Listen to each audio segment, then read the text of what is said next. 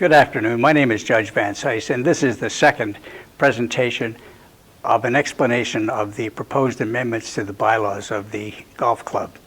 In the first presentation, I dealt with bylaws 1, 8, and 11.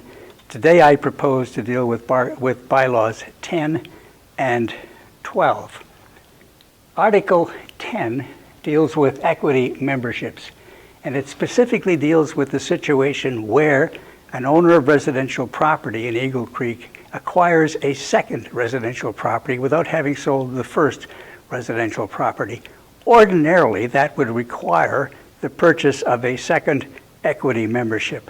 But as the bylaw makes clear, in those circumstances, there's a period of grace, which shall be the sooner of 12 months or the occupancy of both residences, during which time a second equity membership is not required to be purchased. Of course, if at the end of the 12-month period and the first residence is not sold, it will be necessary to buy a second equity membership. We know this is a contentious issue. We've thought about it, but there is no leeway given the fact that the master covenants and the bylaws mandate that the ownership of property in Eagle Creek requires the purchase of an equity membership. The bylaw goes on to deal in subparagraph 4 with the circumstances where the designation of a natural person is changed from the original designation to another natural person. And in circumstances where that occurs, there is no transfer of ownership requiring the purchase of a second membership as long as the original owner remains the original owner and the transfer to the new designated owner, the new natural person designated owner, is approved by the board. Let me now deal with Article 12, which deals with resignation, transferability, upgrades, and downgrades. There is a misconception abroad that the sale of a property in Eagle Creek automatically results in the resignation of the member. That is not the case. Let me emphasize that. That is not the case. What is required is the transfer of the property and, secondly, a written resignation by the owner directed to the club. It's only in those circumstances that the resignation becomes effective. Now, Articles B through D deal with the procedure where an equity member dies or resigns upon giving notice to the club.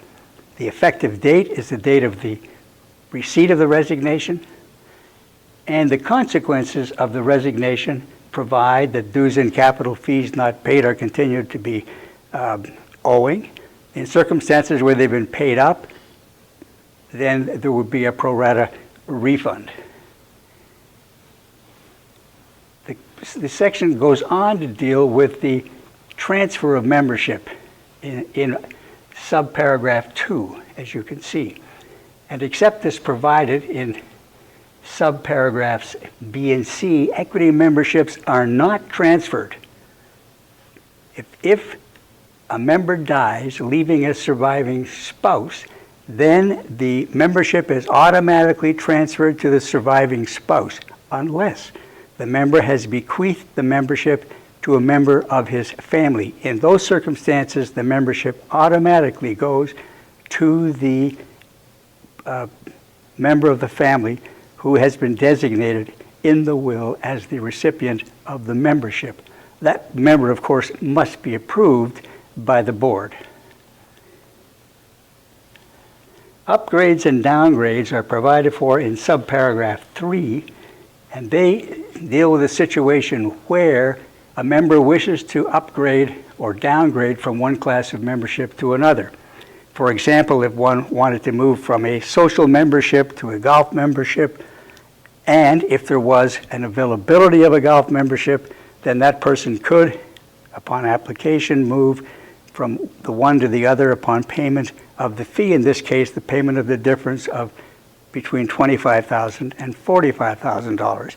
In each case, where a request for movement from one class to the other. It's dependent upon whether or not there is the availability of that particular class at the time that the person makes the request for membership.